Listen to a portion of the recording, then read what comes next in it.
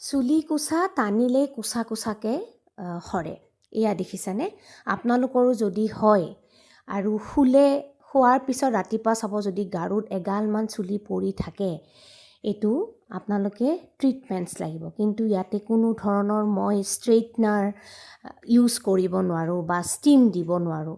গতিকে ইয়াৰ ক্ষেত্ৰত আমি যিহেতু হেয়াৰ ফলটো সদায় আমাৰ স্কেল্পৰ পৰা হয়, তেখেতক মই স্কেল্প ট্ৰিটমেণ্টো দিছোঁ আৰু তাৰ লগত হেয়াৰটো বহুত বেছি ডেমেজ হৈ গৈছে, মানে ব্ৰেকেজ হৈছে। গতিকে ব্ৰেকেজৰো ট্ৰিটমেণ্ট দিছোঁ, এইটো কাষ্টমাইজ কৰিছোঁ।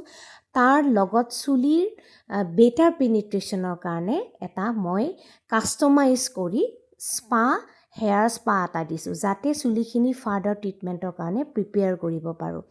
গতিকে এনেকুৱা ধৰণৰ হেয়াৰ ফলত কি হয়, সাধাৰণতে আইৰণ ডিফিচিয়েঞ্চি প্লাছ শ্বেম্পুৰ কাৰণে